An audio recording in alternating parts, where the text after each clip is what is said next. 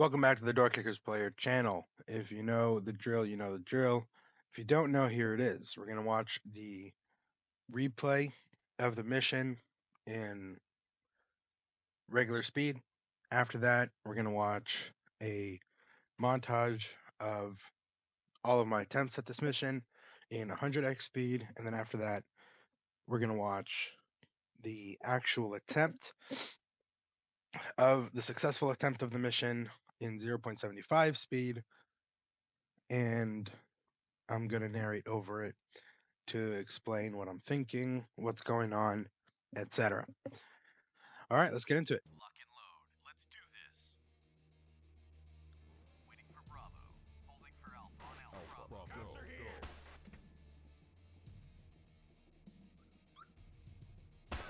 He's there.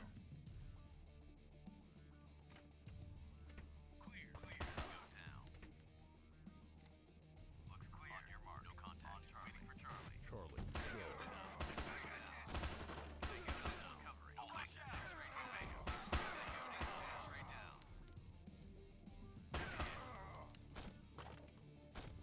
Reloading. Loading. On Alpha. Straight down.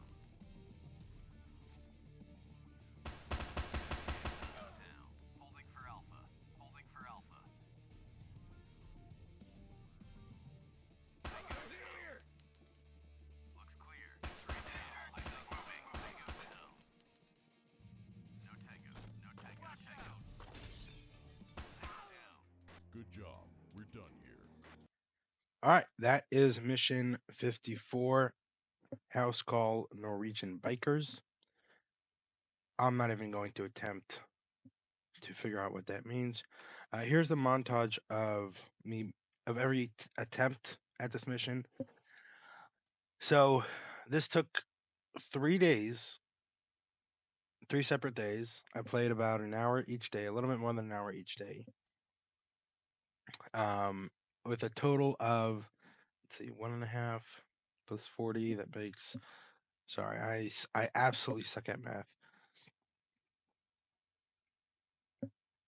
2 hours and 10 minutes, plus another 2 hours and 10 minutes, so 4 hours and 20 minutes, plus another 55 minutes, so 3 hours total. Oh, plus 36, so 3 hours and about 40 minutes. That's how long this took me to get successfully done. So here's a montage of it.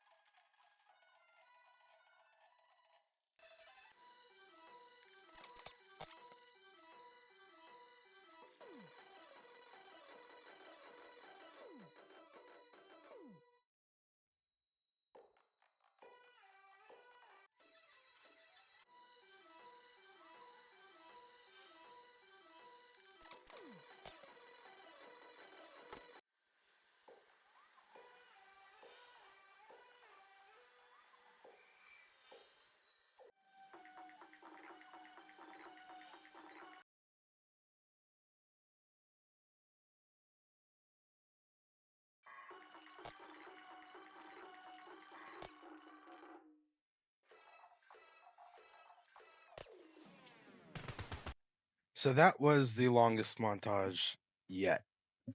That took a long time in real life, and it was a pretty long montage. All right, so let's talk about this mission. This mission is mission 54. It is a difficult one. It is the first time I kind of went out there with like a whole bunch of operators. May not be the first time, but it's the first one that I'm like feeling significance. Like, oh, this is a big map, lots of operators, lots of stuff going on, and so many ways that this can go wrong.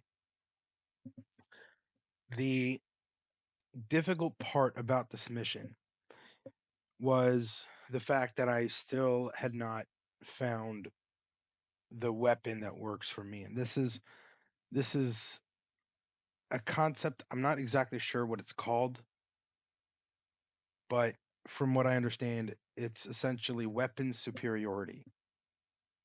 And that means that with the right weapons, even someone who's poorly trained can still be effective. And that's why whenever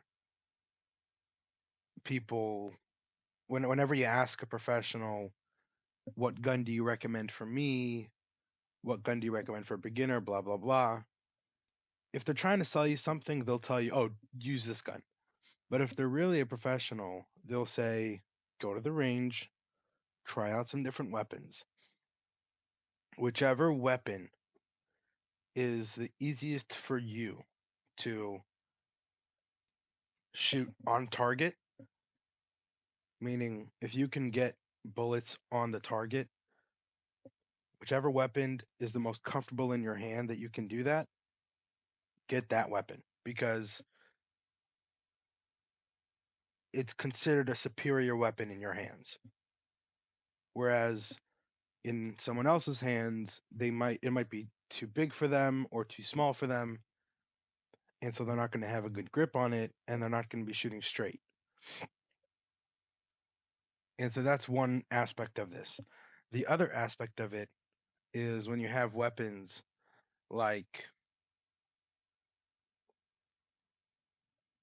the the M4 carbine, that is a weapon that pretty much anyone can be effective with.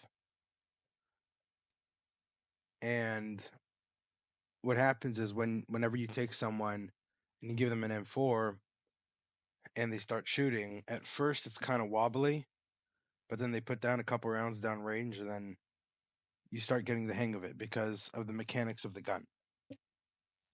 And then there's obviously other guns that I could, you know, refer to like the Glock 17, the Glock 19. Those are weapons that are very easy to get used to and easy to learn how to use. So that's the other side, right? And the way that this applies in the game is figuring out which weapons will be the most superior and the most effective. And that took me a long time. So whenever I was doing this mission, I had operators switch weapons and switch gears and switch armor and switch from the rifle to the sidearm, and I tried everything and I finally got it. And at this point I still wasn't using the the best weapon available. I found that out later on. But this is where I first started really thinking about, well, okay, we've got a team of operators. What's the best weapon for them to use that'll actually be effective and take out targets downrange? So that took a long time because the operators in this game aren't actually good at being operators. And they could be staring at a target, but they won't shoot at it. So you really have to have superior firepower. That's the only way to win this game. And so it took me a really long time to get it right. It was really difficult. I was racking my brain. I was so frustrated. But anyways, let's get into the mission. So we've got 2 floors. The upstairs is a much smaller map, so it should have been easier, but it was much harder than the first floor. The first floor is fairly simple. CQB, not a big deal. You just follow the CQB rules, and then you're good to go. Unless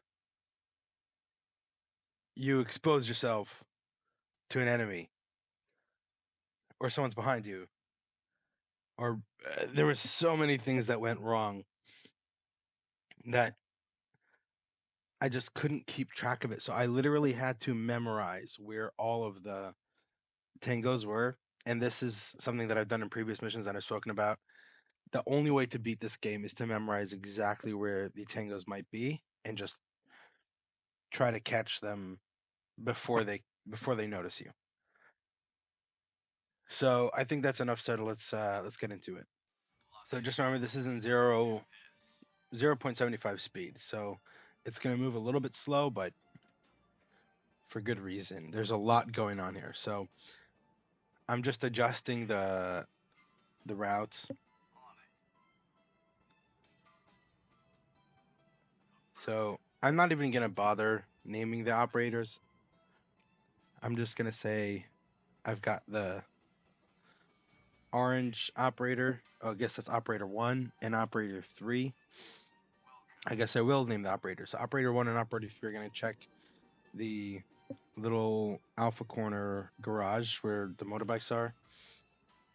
And these motorbikes out front were such a pain in the neck. Operator 2 and operator 4, I assume, are going to go to the Bravo Charlie corner, clear that, and then clear the Charlie side, as well as the Delta side. So these 2 operators, operators 2 and 4, are going to move all the way around Charlie side, all the way around to the Delta side, clear all that. And this part is really tricky because the path is really, really narrow.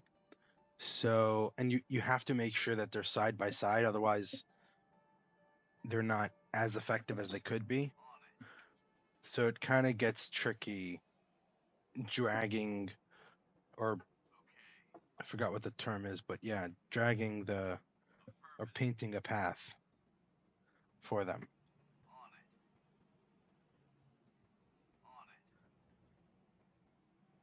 And so operator, is that operator 2? So that's operator 4. That's operator 2. So they're going to just keep running the rabbit, basically just weaving, and clear that Delta side, Alpha, go. because that's really the only way to do it. There's no other way to clear it, and you have to use that specific path. Go. All right, so operators 5, 6, 7, and 8 move first. So much happened here. We had operators from team 2 shoot the tangos on the Alpha Bravo corner, while the operators from team 1, operators 1 and 3, were shooting tangos that were inside the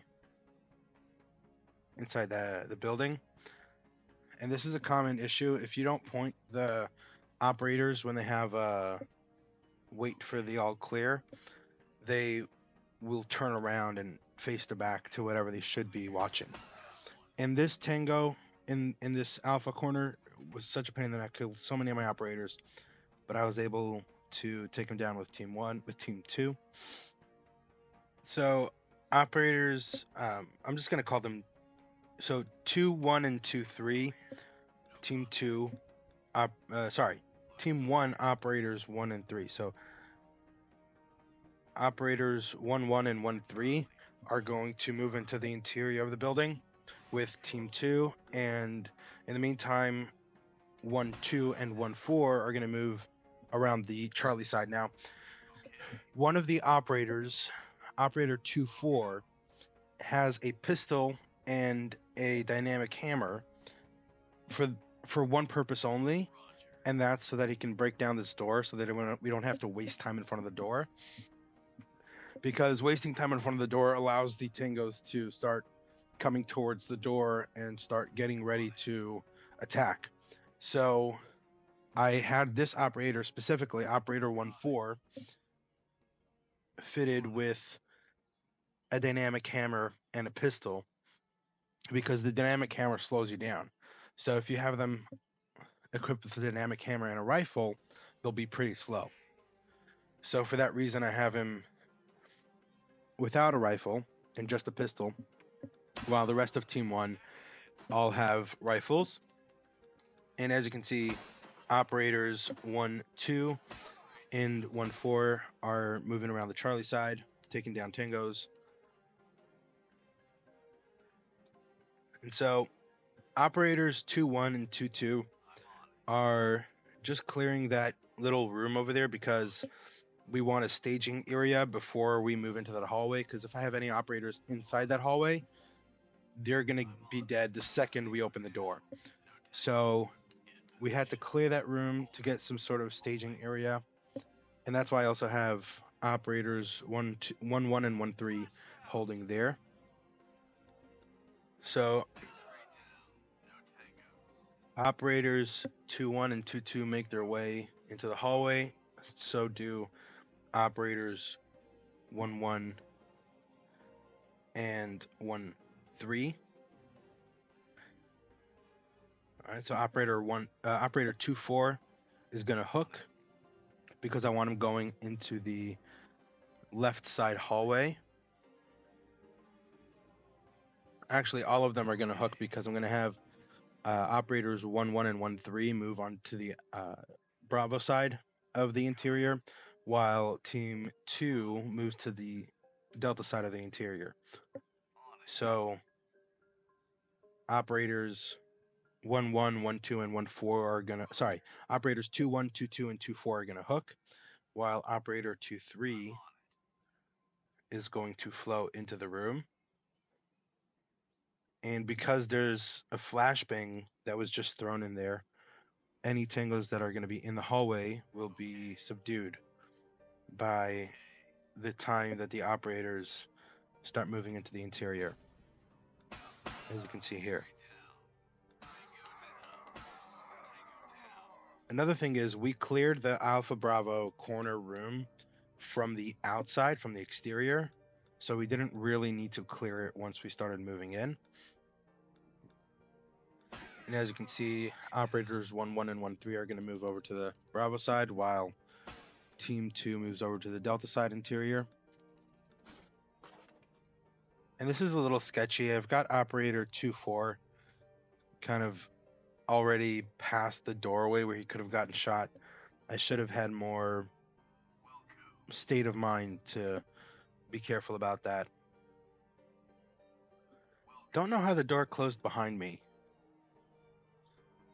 That's interesting.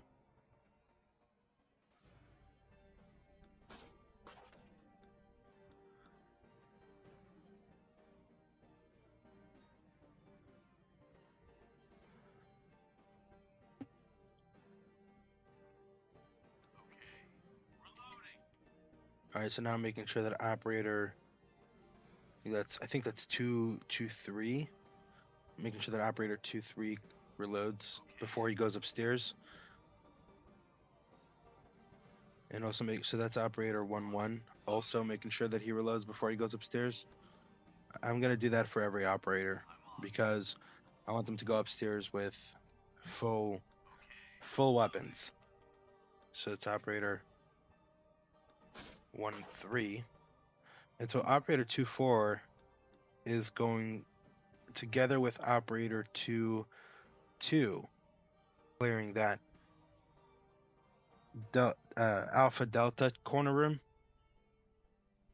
And you can see I've got operators 1-2 and 1-4, making sure that they're facing the right way when they go around that corner. Because if they're not facing towards the Alpha side, they will be shot by the Tangos in the Alpha side. Well, on the Delta side. And so this is just because the door is locked, and I didn't want to waste time trying to get in there. Even though I have an operator with a dynamic hammer, I said all the operators have the cameras to check under doorways and stuff. So, you know what? Why even bother? Just check, see if there's any tangles in there. If there are, I'll get operator 2-4 to open the door, but otherwise, just check it.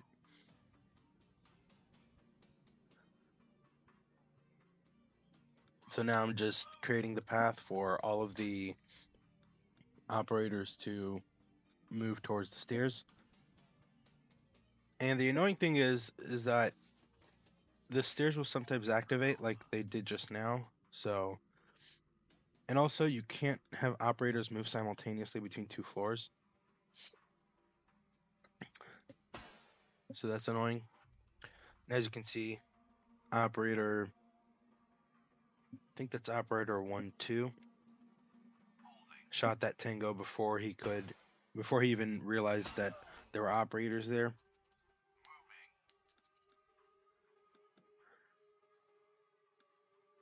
So now I'm just checking that room with operator 2-1, and now operator 2-1 joins them on the stairs.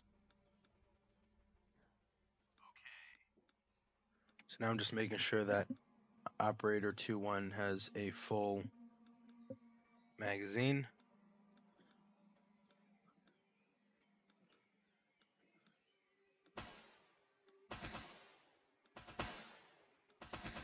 I'm going super slow because I'm so super worried about my operators dying here. They've died so many times in that position specifically, so I was super, super concerned about that. And so now I've got operators 1-2 and 1-4 just clearing the rest of the Delta side if they can make it there in time before operator 2-1 gets to the stairs, which they don't, but that would have been ideal if they did. So now we've got 6 operators up the stairs now. Based on the time necessary to do this mission, to complete this mission, it just wasn't worth waiting or trying to wait for all of the operators to come back around. So we just left 2 operators downstairs, and so we're rocking with 6 operators right now. So we've got operator 1-1 and operator 2-1 moving to different ends. Well, they're supposed to. So operator 2-1 currently has a tango in his sight, and operator 1-1 is headed towards that tango. And this part is super, super sketchy because there's always tangos everywhere on this floor, and I hadn't done this floor enough times to actually memorize where the tangos would be, so I'm super freaking out right now. All right, so now I've got operator. I'm sorry, that was 2-3.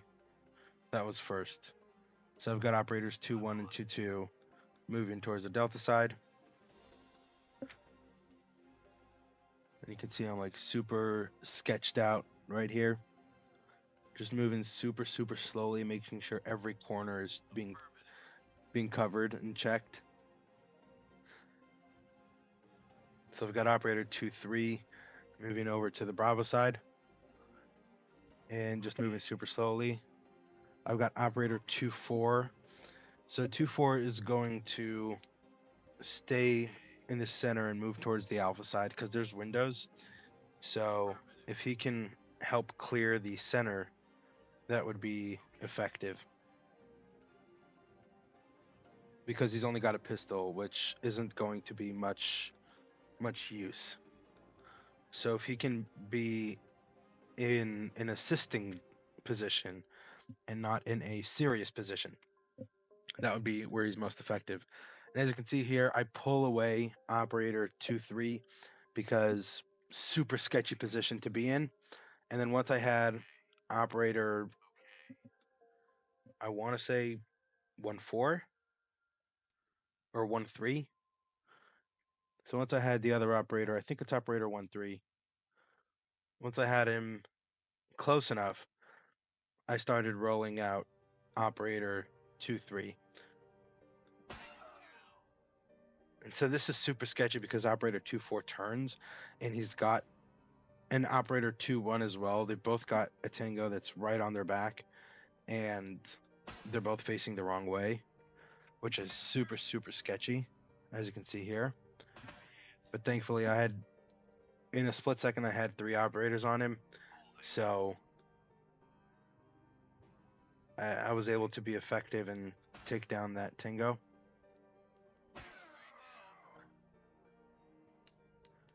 In the meantime, operators 2-1 and 2-2 are moving towards the delta side, but they haven't cleared anything yet.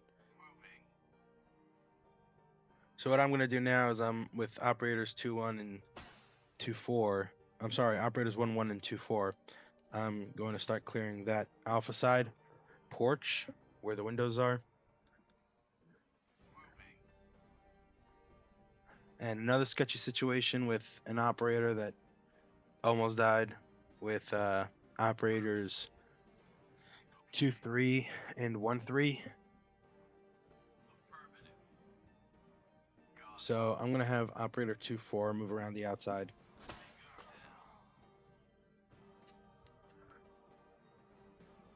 Super lucky that operator 2-3 was able to take down that tango on the Bravo side. And in the meantime, I've got operators 2-1 and 2-2 starting to clear the Charlie side. And so there's so much going on here, you just really have to go super slow. Just consider every little tiny thing. And so I knew I needed to throw a flashbang in here because I had managed to get to that point in a previous mission, and I knew that there was most likely going to be a tango in there. So I wanted to throw a flashbang in there just to get rid of him. Just to make sure that he can't, take down any of the operators. So you see, I'm really trying to clear as much of that back porch as I can before moving operators in there, because I once moved operators in there and they got taken out. So just trying to cover as much as I can before I send operators in there. And I'm doing that with operators 1-1 and 2-4. So now I've got operator 1-3 and 2-3. They're going to move into that back porch area.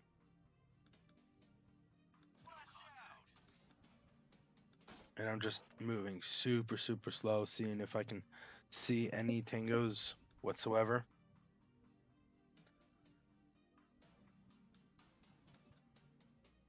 And I was considering throwing a flashbang in that Charlie Delta corner, but the door was open, and if there were any tangos in there, they would have killed operator 2-2, so it just was not worth it. So while operator 2-1 clears the Charlie Delta corner, operator 2-2 is taking down the last tango. Good job. We're done here. And that ends the mission. This minute-long mission took me hours, literal hours, to complete. And at the end of the day, it's only 59 seconds. I'm going to play the replay again, just to show you how fast all of that really was. Lock and load. Let's do this.